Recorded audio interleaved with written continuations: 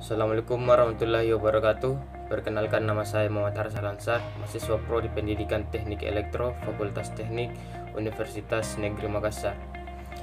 Tujuan pembuatan video ini atau presentasi ini untuk memenuhi tugas mata kuliah Filsafat Ilmu. Adapun materi yang saya akan bahas yaitu tokoh-tokoh filsafat dunia serta apa itu filsafat. Baik, langsung saja kita masuk ke materinya, yaitu apa itu filsafat.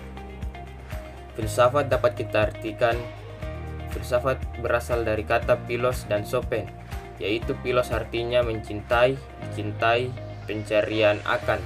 Sedangkan arti kata sopen artinya cinta, kebijaksanaan, ataupun kebenaran. Dapat kita simpulkan bahwa seseorang yang sedang mencari kebijaksanaan atau kebenaran disebut filsuf. Selanjutnya, yang pertama ada Thales. Ia termasuk filsuf alam.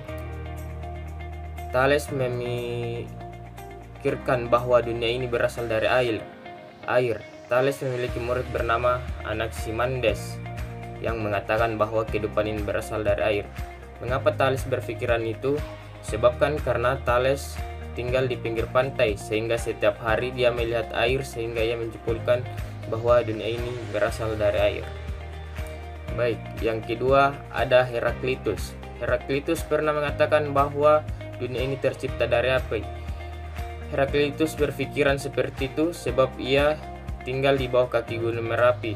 Dia sering melihat percikan api, makanya ia mengatakan bahwa dunia ini tercipta dari api.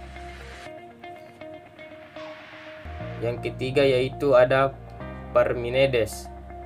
Parmenides pernah berkata bahwa dunia berasal dari satuan kecil yang ada, tetapi dia tidak mengatakan secara pasti apa itu satuan terkecil. Yang ketiga, Demokritus.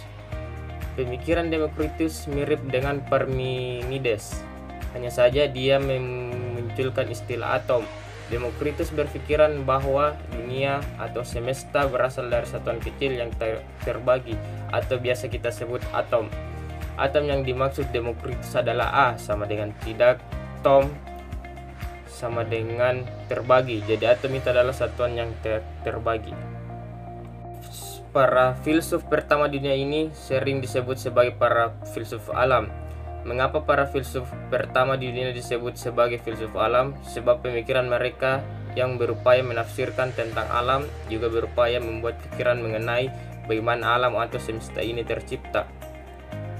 Pertanyaan yang sering muncul juga adalah, apakah belajar filsafat akan semakin menjatuhkan kita dari agama dan Tuhan? Argumen seperti ini kita tidak boleh benarkan, karena filsafat sebetulnya mode of thinking atau cara berpikir. Jadi tergantung bagaimana Anda ingin menggunakan filsafat. Anda bisa menggunakan filsafat untuk menyerang agama, tetapi Anda juga bisa menggunakan filsafat untuk memperkuat doktrin agama. Kita lanjut ke kesimpulan berikutnya, yaitu sebagai contoh filsafat sebagai doktrin agama. Di era filsafat ikolastik muncul filsuf seperti Santo Agustinus dan St. Thomas Aquinas. Santos Agustinus mengatakan berupaya membuktikan keberadaan surga dan neraka dengan meminjam pemikiran Plato mengenai konsep forma.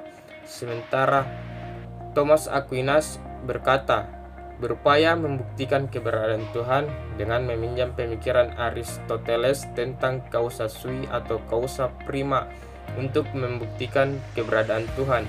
Inilah mengapa Bertrand Russell mengatakan bahwa filsafat adalah lahan kosong yang diperebutkan ilmu pengetahuan dan agama. Baik, itu saja presentasi mengenai filsuf pertama di dunia atau biasa disebut filsuf alam, karena ia mengatakan bahwa pemikiran mereka yang berupaya menafsirkan tentang alam. Baik, apabila ada salah kata mohon dimaafkan, karena kesempurnaan itu hanya milik Allah dan kesalahan itu datangnya dari saya. Billahi taufiq wal hidayah. Wassalamualaikum warahmatullahi wabarakatuh.